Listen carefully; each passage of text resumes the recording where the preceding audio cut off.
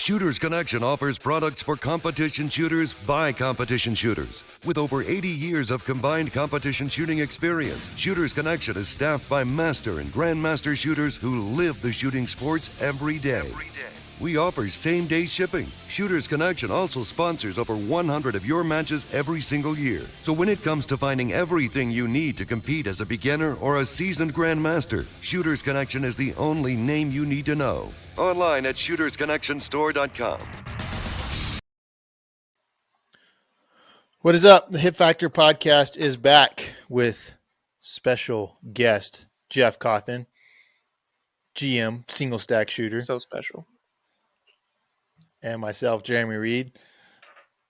Sorry we missed last week. I was actually driving back from Western States Single Stack Classic and driving through the lovely state of New Mexico on I-40 through the reservation.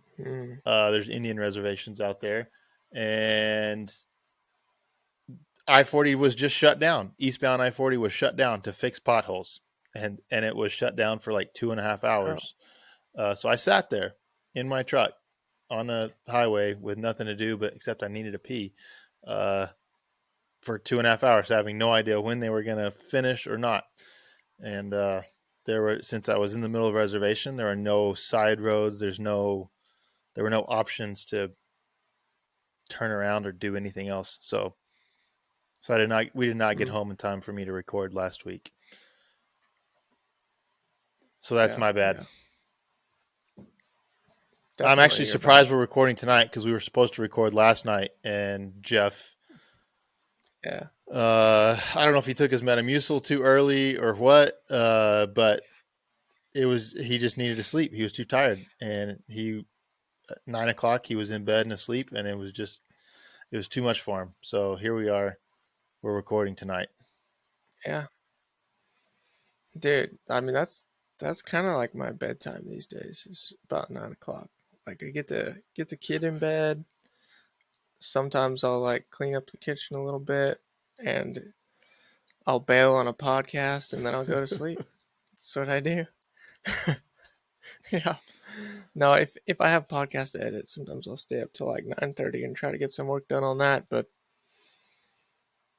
nope, the morning comes early, so we get in bed. Tape the mouth, put the nose strip on, pass out. Does Aaron notice that it like you snore less?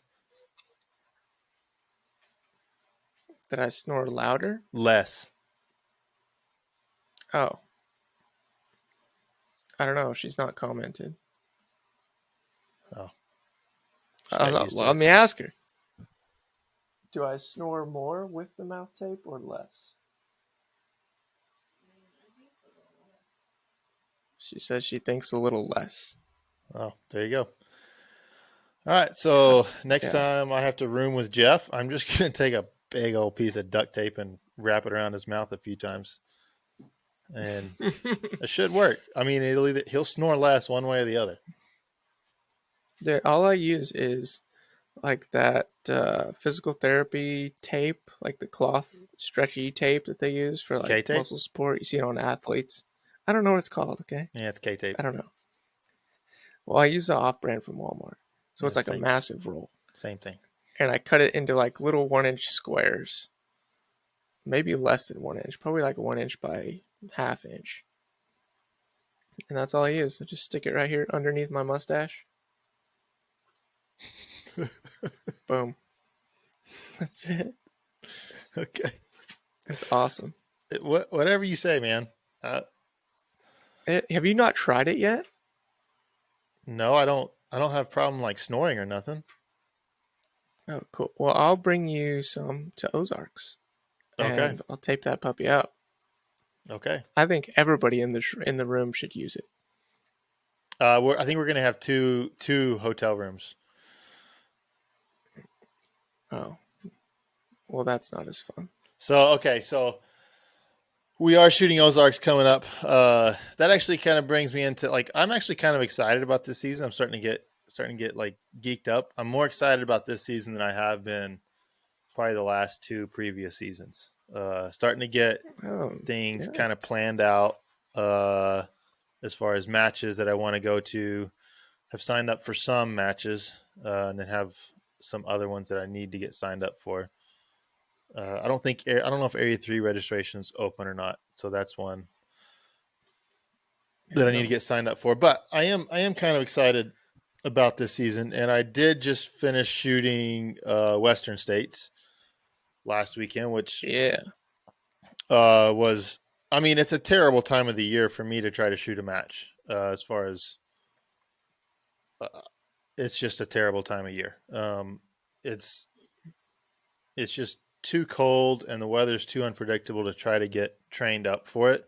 And so, but it just became a match that I went to go shoot with Bob and Nils and Jessica and just have fun. And that's what we did. So that was good. But I did get some good value. I actually kind of took notes on my long drive home when I was sitting there on the interstate doing nothing. I kind of took some notes for the match, which I don't always Really? take notes. Yeah. I know it's kind of a little bit Are shocking. you going to share them with us? Yeah. Are you going to share them? Yeah. I'll share them. Awesome. Cool. Yeah. Because it was a good match, and it was valuable. I didn't place all that well. Where did I finish? I don't remember which actual place I was, but Wasn't it like ninth? I think it was ninth. it very well could have been. Hold on. I'll look it up.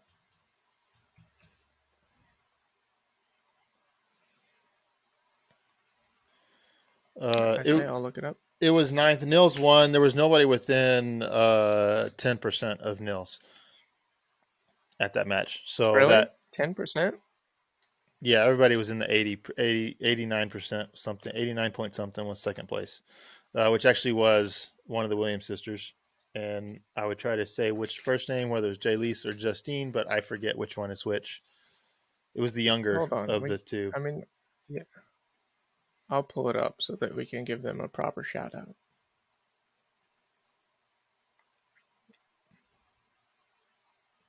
Okay, it was Justine. Justine was second. Yeah, damn. So Nils at 100%, Justine at 89.2%, and then Robert Croft at 88.2%. Yeah. Yeah. So, and I mean, honestly, I've said this on like the Discord, like I don't read anything really into results like this time of year, as far as, Bob being third or whatever, 88% that, or Elias being fourth or anything like that. Even where I finished, I don't read a whole lot into it, because it's so early in the year. Like people are not trained up at all. And yeah. So like it's really, you can't really read too much into these results as far as that's concerned.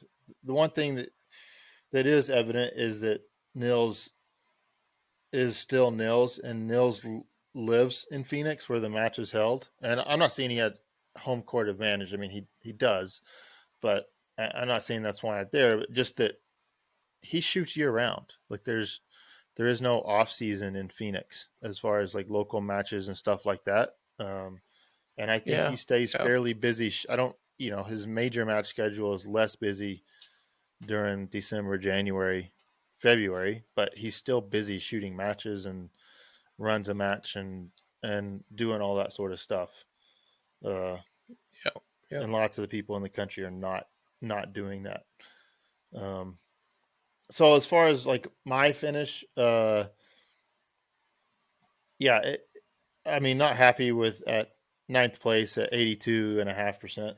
It's not great. There was one stage, it was pretty early on in the match. There were four poppers and there was one on that were stacked.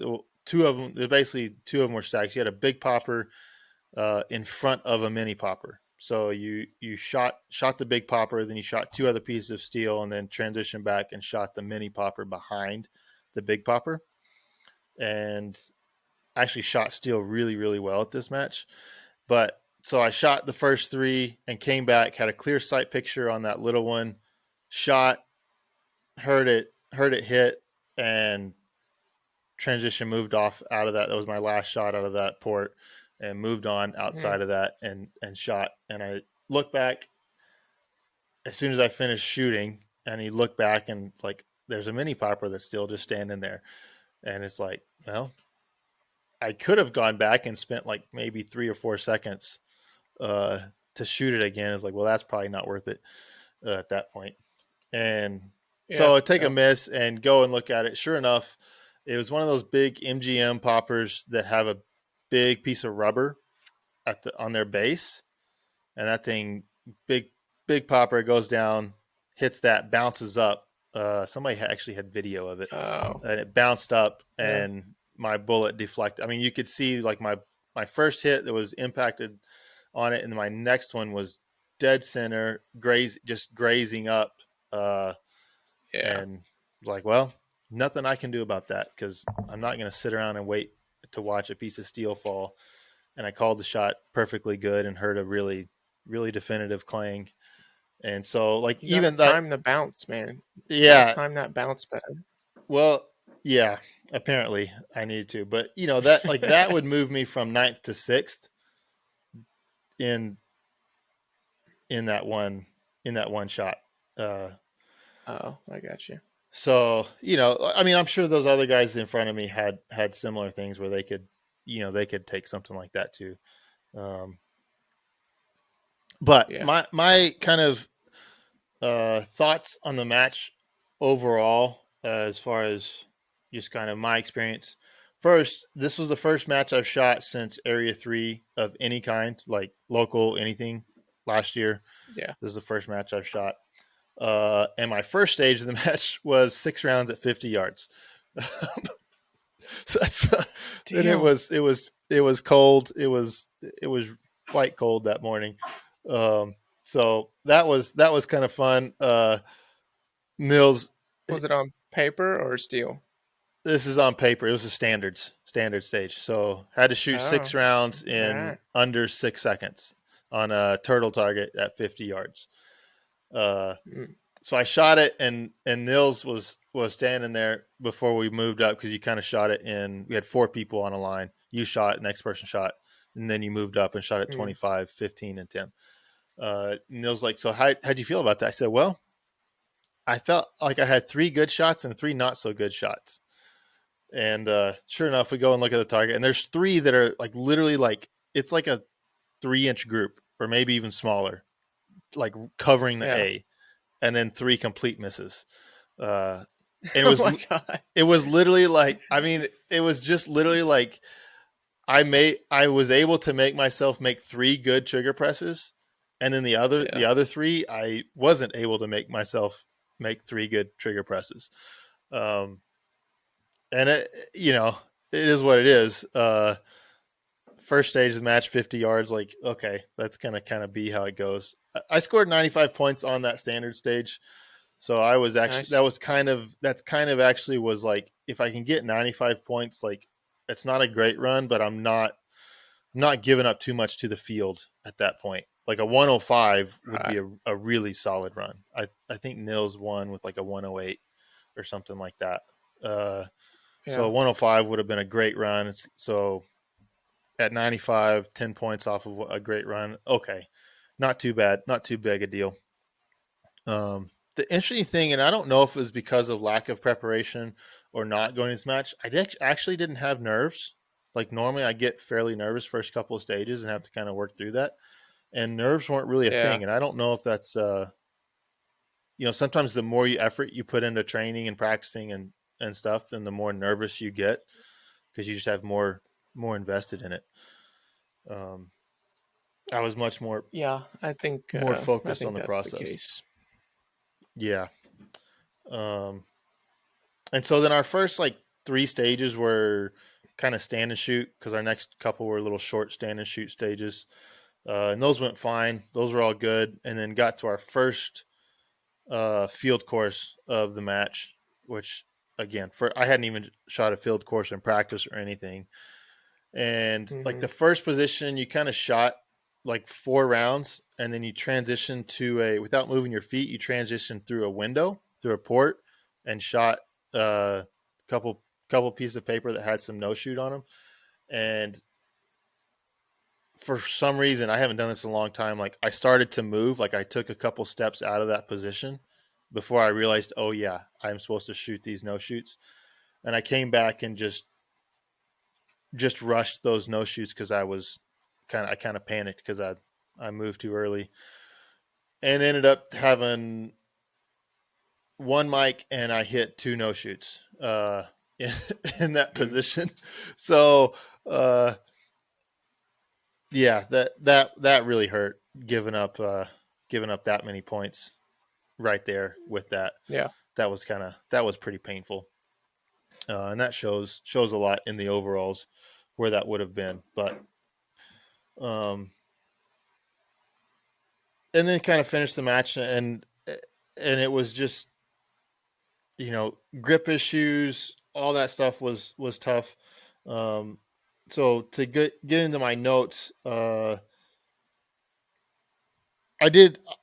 shot steel, as I said earlier. I shot steel really, really well at this match, better than probably any match in my career. I don't think I've ever shot steel as well as I did. I think I had 2 makeups, and one of those I actually edged it, like for the whole match, and there was quite a bit of steel.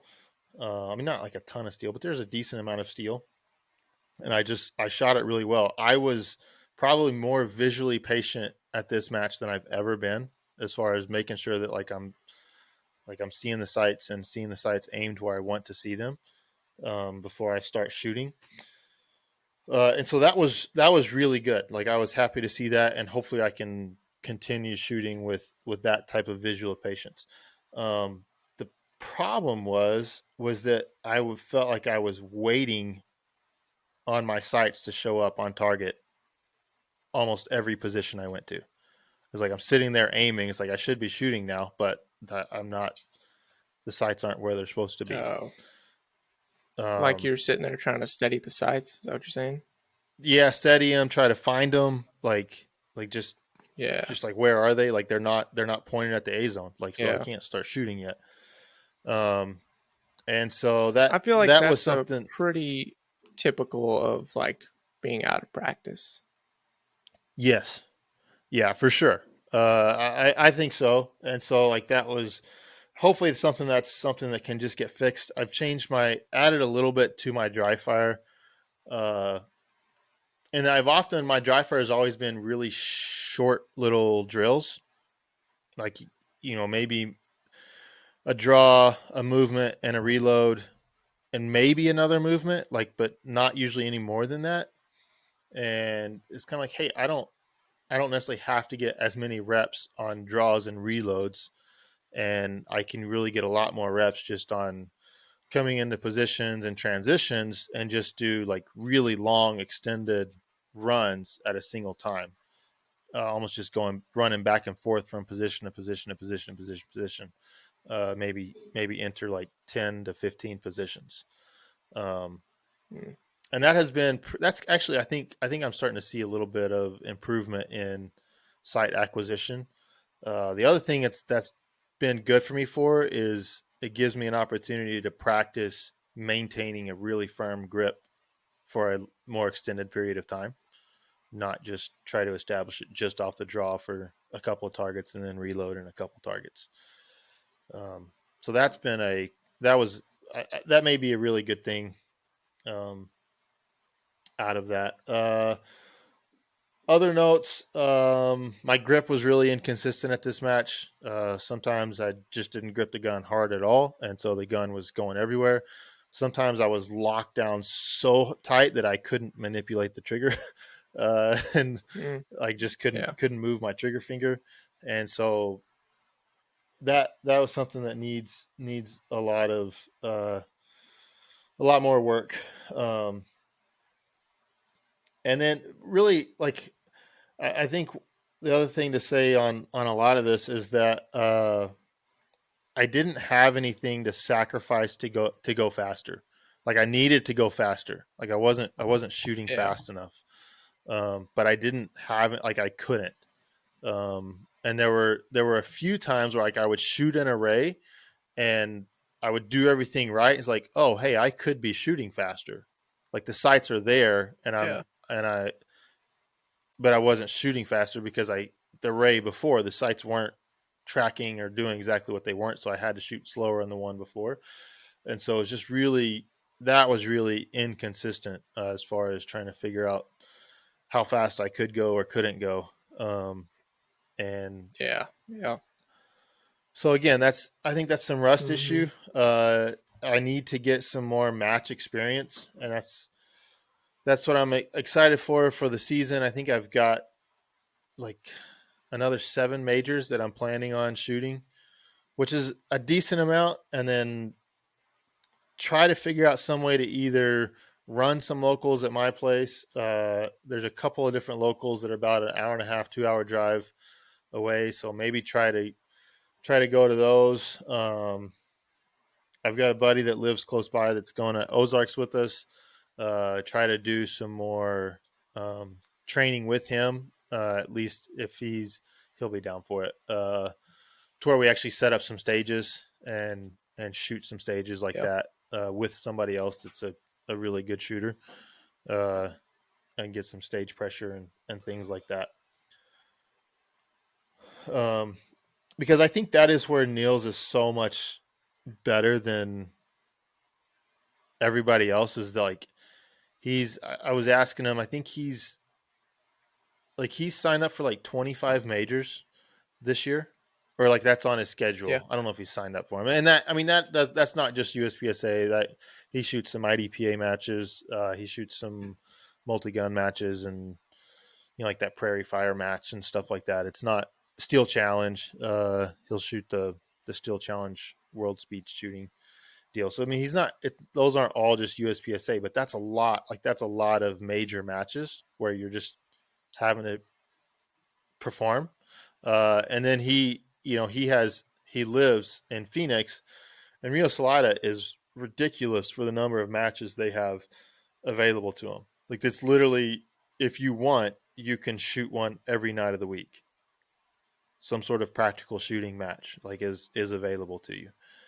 Um, and I think he and Jessica, they have their own local that they run. Uh, I I can't remember if it was once a month or once a week, but he says he shoots like a local once a week, and then he's traveling to that many majors. Like that's a lot of match experience. That's just really, really that's really beneficial. I think there's a balance, and everybody's different. But there's a balance between training time and performance time, and figuring out the best way that you can balance that to perform at your peak.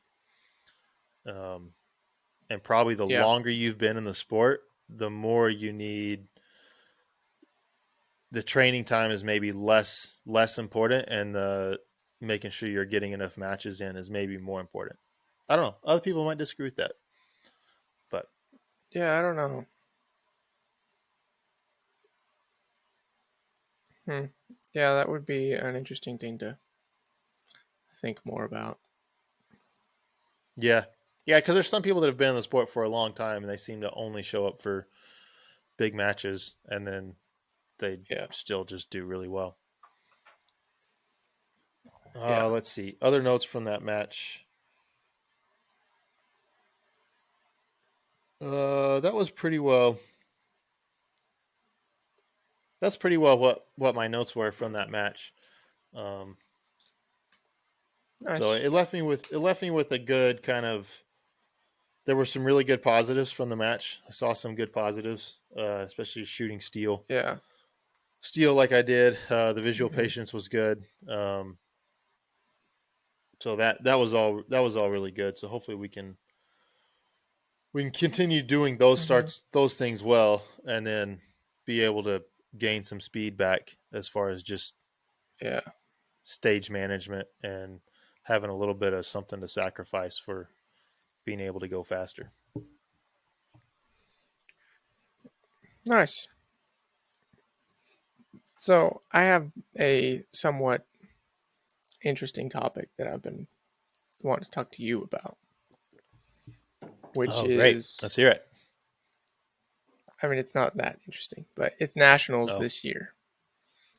okay. So nationals this year is interesting because it's like all the Ironside divisions together, right? Yep. Isn't it? Yeah, and it's all Yeah. Yeah. they're It's all on the Ironsight same Nationals. days, correct? Yes. Right. Okay. Yeah. So what does that All the mean? Ironsight divisions will be mixed in. Right. So what does that mean to you if you've thought thinking ahead, think towards nationals? What are you thinking if that's the case? You got to Anything quantify that specific? question a little bit more. Well, I Like, mean, like the divisions will be a little bit more watered down because there's going to be several right? divisions Mm-hmm. going on at once. Yeah. I'll be quite curious to see who goes to shoot L10 to chase a national title. That'll be Yes. interesting. Yep. It will. Jeff's thinking about it. Oh yeah, 100%. So, but that's pretty much the interesting thing that I'm getting at is like single stack is not very many like top shooters primary division. Like they'll shoot it when they Correct. can, right? So Yep. this nationals, all the people that are extremely dominant will likely be shooting other divisions. So we're presented with an opportunity Correct. here for people that shoot single stack primarily. You're presented with an opportunity to be somebody, right? You're like, this is a good opportunity Oh, to for sure. train really hard. Like the last time was what? What year was it? I believe it was 2020. Yeah. Yep. Well, that's Yeah, it wasn't necessarily the same uh, situation, but that was a good opportunity year for different reasons. yeah. I was gonna say I wanted to say that was the year you got third, but then because of the conversation, that sounds like I'm I'm making fun of you. But I didn't get third that No, year, so I can't really be making fun of you for that. right, right, yeah, but that's the point. The point is like that was a good opportunity year, and I made the most of it that year, even though you didn't. And this year is another one of those years. This is one of those years where we have an opportunity to where, well, one, you'd be stacking a lot of stress on yourself to be like, this is it. This is the one match. This is the only one that matters, right? And like, we kind of Yeah. know how that goes. But it is an opportunity to train really hard and be really into it and kind of go all in uh, because you know the field's going to be a little thinner. Like personally, I don't really care if that field is a little thinner if I get to walk away with a national title. Like I don't care, not at all. Yeah. I mean, it's So going to be what are your curious to what are your see who thoughts on shoots that? it. I mean, yeah, Nils won't be shooting it. I assume he will be shooting production, because that's the only only division Well, he could shoot limited with his canic again, but I assume he's going to shoot production. So he won't be shooting it. I would not be surprised if Dave Savigny does not shoot it again, who was second last year at single stack. So it, I would really not be surprised at all if he shot single stack again at this match. So I mean that Dave is really really good, and we saw that last year that he's really good. This is a World Shoot qualifying year, which hasn't been the case since 2019. And so I think you will see like people that are trying for the single stack or classic team for the World Shoot. Like you're going to see some people that are going to be taking the match seriously, but yeah, they're not the. I don't know how many people off of my power rankings, top 10 power rankings, are going to be shooting single stack this year. John Vlieger might. He has shot. He has shot single stack in the past and had good results with it. But then the other divisions that I've seen him shoot have been carry optics and open. I don't know if I've seen him shoot production. Now, if he's shooting carry optics, that's obviously a production gun that he could put iron sights on.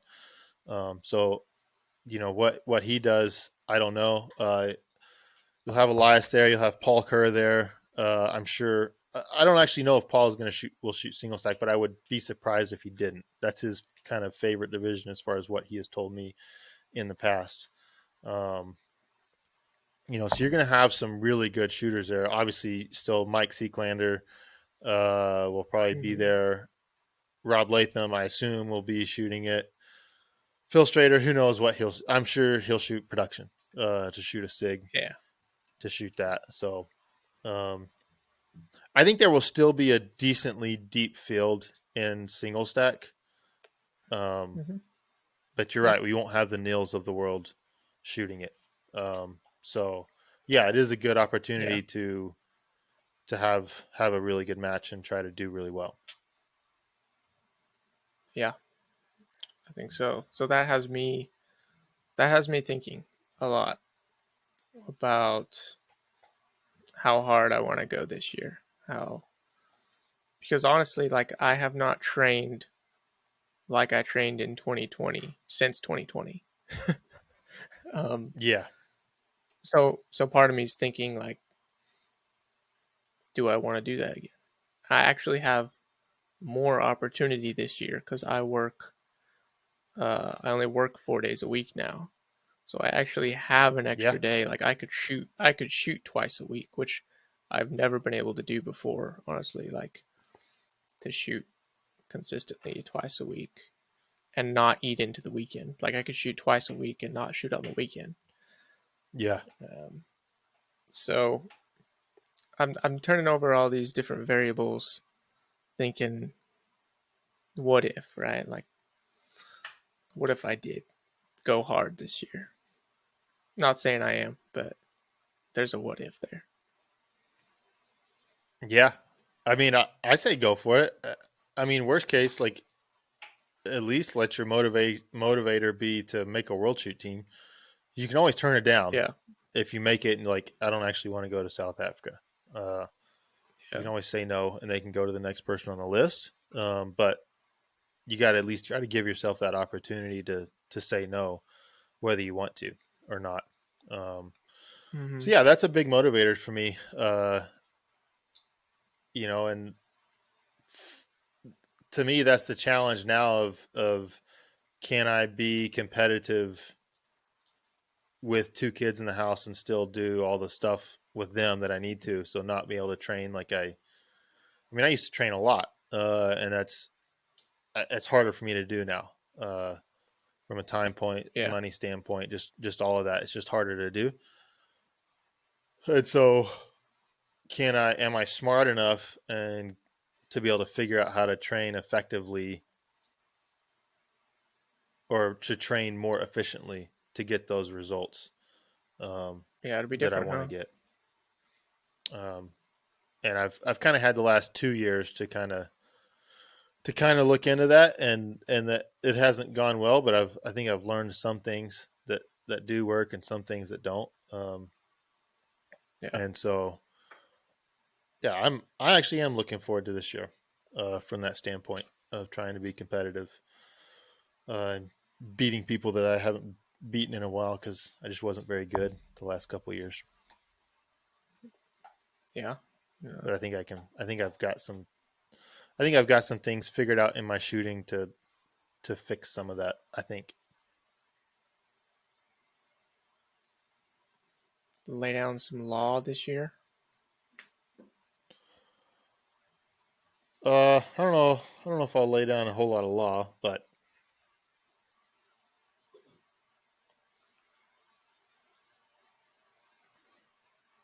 I'm gonna try. All right, we got some shout outs. Let's do these shout outs real quick. Yeah, I was just looking at those. All right, so we got a shout out, and these are our tier 2 patron shout outs. First one from Jay Headland Shooting. Shout out to Jeremy. You're gonna have to say that name. Oh goodness, I saw it. It's a challenging name because is it a hard G or a soft G? Shout out to Genjuro Quail for being a supreme sandbagger. Oh yeah. So it could be Genjuro, it could be Genjuro, it could be Genjuro. Maybe it's Spanish, so the J is an H. But Mr. Quail, you are a supreme sandbagger, apparently, according to Supreme. John Headland Shooting. Supreme sandbagger. Yes. And then we have a shout out from Billy McScrublord here, where he says, "Shout out to me. I am now B class trash open shooter. 11 mics, 6 procedurals at Sunday's all classifier match. 69% overall. X D D D D D D D D D. Oh, and then he says, to clarify, I'm not shitting on B class people. I'm B class because I am A class carry optics, but my actual percentage is like 50% because I suck now." Oh man. Oh, Billy McScrublord. There's nobody quite like Billy McScrublord. No. So there's our patron shout outs there. Also, today's episode brought to you by Shooters Connection. Shooters Connection sponsors a ton of matches every year. If you have not used Shooters Connection before, you should jump over to their website, shootersconnection.com. Use the link in the description to support the podcast. Let them know you came from here. Order something from them. They've got everything you need for shooting, as far as targets, pasters, timers. They got all the holsters. They got all the mag pouches. Tons of 1911 parts. Get ready for single stack nationals. So go over there, check them out. Use the link. They're doing same day shipping, assuming you order in a timely manner and not, midnight. So I thank you, just Shooters ordered Connection. something from them today. Nice. So, and yes, got my notification that it was shipped already. I got I'm rebuilding my old practice 9mm single stack gun, which has like 108,000 rounds or something like that on it. And the slide finally cracked. So welding up the frame rails, all new slide, whole new upper, and the hammer that was on it, like the entire spur had cracked off and broken off. So it was just like the flat part of the hammer, but it was still fire. So I was still using it, but I have never used one of the Koenig low mass hammers. Yeah. It's made by EGW. I've used the other EGW hammer, but I haven't used that Koenig one. So I'm going to try the Koenig one on this one and see how it works out. And Shooters Connection had it in stock. So can't beat it. Oh, bam. Yeah. Nice.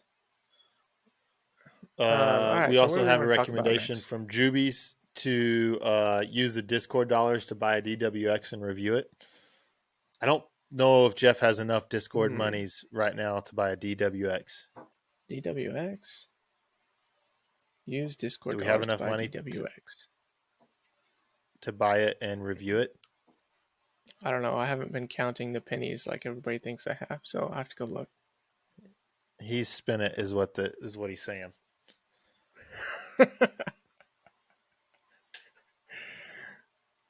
Billy McScrubboard says we need to finish our backlog of questions. And yeah, we probably have a bunch.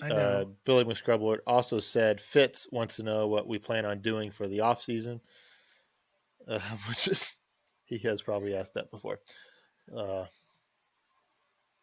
Well, he's been in the Discord, so he sees us post every day about what we're doing. I think that's fair. Yeah. Oh, I have an observation that I think is so I went skiing this last weekend. I was snow skiing at Crested Butte, And Yeah. I've gotten better at skiing the last like 3 or 4 years because I've always for somebody who lives in Texas, I'm pretty decent snow skier now. Um, but it was Okay. a deal like 3 or 4 years ago. Like I was really frustrated because I couldn't ski the mogul runs very well. Like I could get down Yeah. them, but it just wasn't very good. Like you see people that ski them and like they just get down them, zip down them, and it's like they just don't care. Right? It's no big Yeah. deal. And that frustrated me that I couldn't do that. So like I was like, forget it. I'm just gonna live on mogul runs. And so that's what I did. Like the first at Crested Butte, I had a run that I lived on. There was kind of a shorter lift that serviced a mogul run right underneath it that was good. And so I literally just skied that run for like a year and a half, like just over and over and Oh my over and over and gosh. over. Uh, I mean, like you skied other runs, but that was like probably 60% of what I skied for like a year and a Yeah. half. Um, and then last year started to really branch out to more like the extreme terrain, the stuff that's off trail, Yeah. that sort of stuff. And then this year, just more of the same, just trying to find the more extreme stuff. Um, and so then like if I go skiing like with my wife, or like there was another girl that I was skiing with this last trip that's a friend of ours, that they're not comfortable on bumps at all, moguls at all. Like they're just not comfortable. And the the reason why they're not comfortable is they feel like they have to like try to plan, like I'm gonna have everything planned out. I'm gonna make this turn, then I'll make this turn, then I'll make this turn. And moguls Mhm. and stuff are never like they're never consistent. Like they're always, you can't have like an exact like rhythm to how you ski them, like because they're inconsistent. Some are deeper, some are shallower, they're shorter, they're longer. They're all different. And so you have to be able to just go with that. But the thing that as I got better at moguls that was really interesting is I got way more used to getting out of balance and being able to recover from that and just keep skiing. Yeah. Whereas like Yeah. before, like if I got out of balance at all, it was just like you would just freak out and figure out how can I stop before I die. And that's kind of like Yeah. when I see like people that aren't used to skiing moguls, is like they get a little bit out of balance, which happens. Like it's almost gonna happen because the moguls are so inconsistent. You're gonna get out of balance, and like, can you learn to get comfortable kind of getting out of balance and then just get back onto balance with what you're doing? And how I'm bringing this back to shooting, and how I think it's really relevant to shooting. Like if you ever squad with somebody like Nils, uh, guys like that, it's not that they don't mess up. Yeah, they have more stages that are really good, but they also have stages where like it looks like everything goes wrong for them. Like they'll shoot themselves into a standing reload, and then they'll go to war with a piece of steel or something like that, and you'll be sitting there thinking like, oh wow, that was not good. And then you get the actual time, and it's like, okay, they were maybe like a second and a half off of what their Yeah. normal run was, but they still might have either won the stage, or they're still like 90% of the stage. Whereas if I made similar mistakes like that, it's like, okay, I just finished that stage at like maybe 70% rather Yeah. than rather than much higher up. Um, and like it's just that ability to recover and keep going when things get uncomfortable, that somebody with a lot more match experience and the better shooters are just seem to be able to do better at that. They don't freak out. They just fix what they were doing and just keep going, and they're able to do it in a way that doesn't actually hurt them that bad, so that they don't have Yeah. stages. They don't have the stages that are like 50 or 60%. They're not giving up massive amount of points on a single stage, even when they make Yeah. what looks like really bad errors. Mhm. Yeah, for sure. So I don't know how to That's train really that tough to necessarily. Like I do. don't know how to train it, but that is something that separates guys like that, that try to learn how to be uncomfortable and recover whenever you're uncomfortable. Kind of like kind of like when you're skiing. You got to learn how to kind of get off balance and then regain your balance without having to stop. Yeah. I mean, I got an idea how you could train it. Okay, Uh, let's hear it. next match that we shoot against each other, just let me load your mags, and Okay. I'll sabotage them, and that way you can train it. I'll just help you out, man. Yeah, that sounds like a good training plan. It's gonna I'm be real just here for bad if you. I let you do that and I still beat you. That'll be a problem for you. But That would be a you know, problem, but that is a risk I'm willing to take.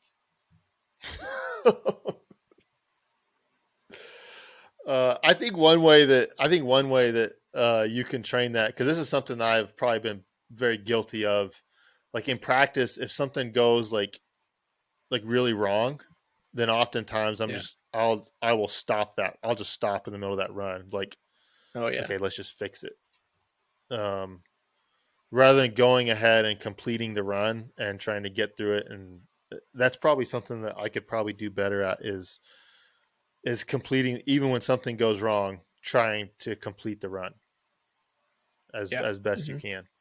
Um, No, I think that would be a sometimes great, like, sometimes for me it's not possible, but yeah, yeah, just like it.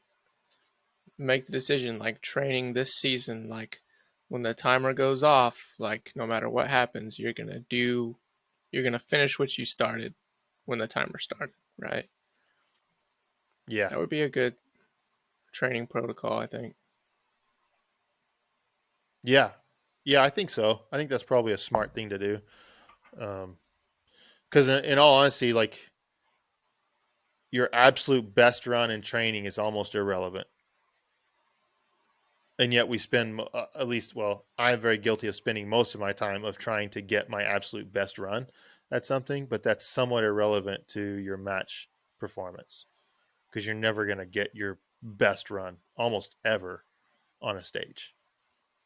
Yeah, yeah, yeah. No, I feel like that sort of training is more for pushing up your ceiling. Right. And that's really important, but you also have to make sure you raise your floor as well. Um, Hmm. I and like that's these that's the analogies we're difference in using. me. Yeah, we're using lots of analogies. It's great. That's the difference. I feel like that's the difference in me and a lot of really good shooters. Is I feel like my floor is just so much lower than theirs, uh, Uh, and that's just the way it feels. That my floor is much lower than a lot of other really good shooters, um, what makes and you I need better to than try to really bad fix that. shooters? What makes me better than really bad shooters? Yeah, what's the Uh, difference? well, probably just the amount of effort that I've put into it is Effort. that's Okay. really the only difference. Have you met anybody in this sport that's like tries really stinking hard and still sucks pretty bad? Um, I don't I don't know if I know many people who have put like as much effort into it as I have and been worse than me. Hmm. Okay. uh, but I mean, that's there are good some people news. out there. That's yeah, that's good news for people No, that's bad because news. they know that if they try really hard, like at least they're not going to be any worse than you, right? Yeah, yeah. That's probably a positive for them. Yeah. Yeah. Yeah. I'm trying to think. I mean, there's not that many people out there that there's not the pool of people who actually put like a ton of effort into the sport is actually very small. Because even Yeah. there's a lot of people who are better at a lot better at this that have put a lot less effort in it than I have. But they're still like they're better than me. hmm Um, Yeah. so Yeah. yeah, I don't know. That's kind of a yeah, that's an interesting question as far as, and it's hard to know because most people don't go out and advertise like how much they actually train or anything like that. Um, but I don't see too many people who are like really like dry firing every day, maybe multiple times a day, shooting 20 to 30,000 rounds a year, traveling to 8 to 10 major matches a year. You don't see too many people like that aren't GMs. Like you just don't Yeah. see Yeah. you don't see that happen too much. And I could be. I'm not trying to like. Maybe there are lots of people out there like that I just don't know of. Yeah.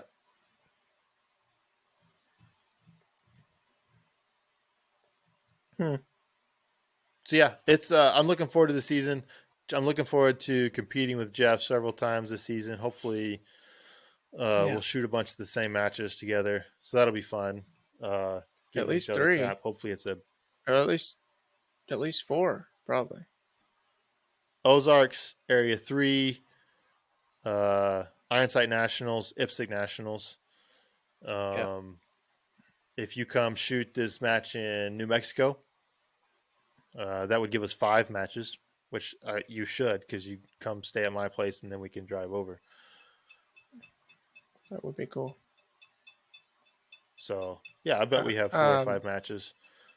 Yeah, for sure. All right, let's talk about the single stack Reid. It has been named. Okay, By yeah. myself. Single stack Reid. We've talked about this several times. We've talked about it on the Discord. We want to pick a match which is not a single stack. Some people don't understand this. We're not trying to create a single stack only match. We don't want that. What we want to have is a regular match where there's all the divisions there, and yet single stack ends up being a very populated division for this match. Yeah. So the challenges of it are there are people that want to do it, but the people who want to do it are spread out over the entire country. And so like trying to find one that's convenient for everyone is like it's impossible. The other thing is the other challenge is to pick a match that isn't super meaningful to anybody, but it's also not close to like it can't be real close to nationals. Like it can't be like right before Carry Optics Nationals, or it can't be like late September right before Iron Sight Nationals and Open Nationals and stuff like that, because people want to be focusing on whatever their main division is for those matches. So that's then those are the kind of the challenges and the parameters that we're looking at. We kind of have 2 matches that I think Jeff and I are both looking at.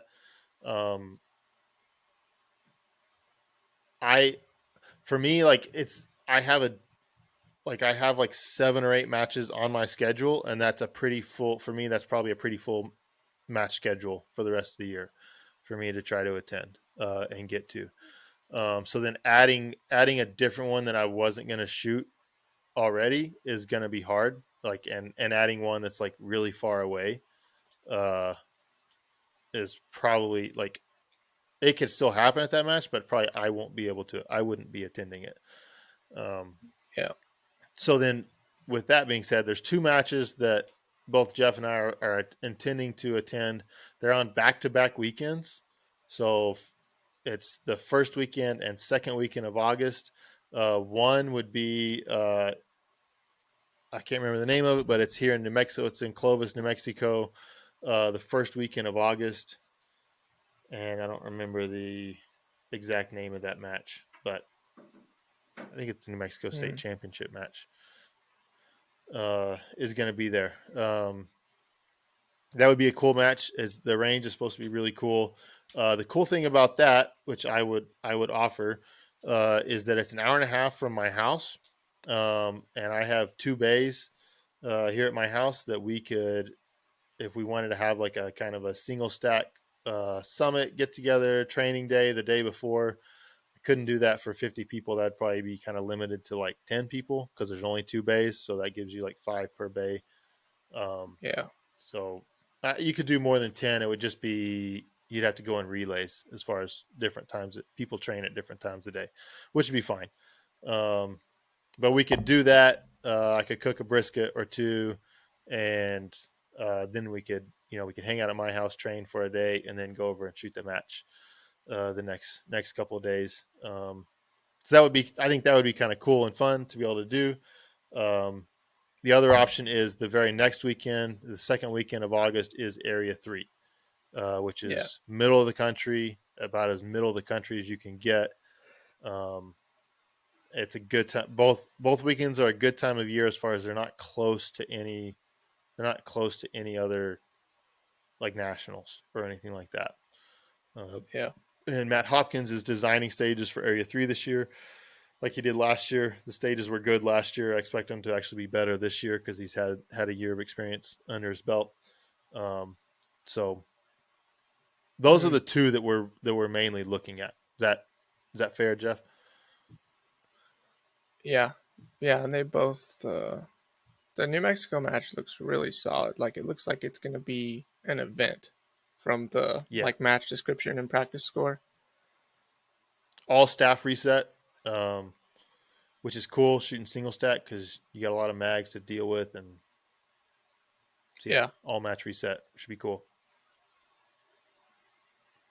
That would be a cool match because I like it's a new match, and so it'd be a cool match. Like it'd probably be helpful for them to have more people show up.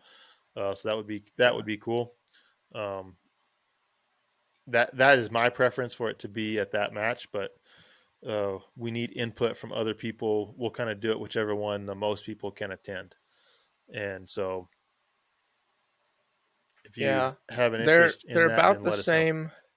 They're about the same price. They're both, I think Area 3 is $200 and this one's $220. The New Mexico one is. Area 3 registration opens in a week. Okay. And this one is currently open. And it just says spots available.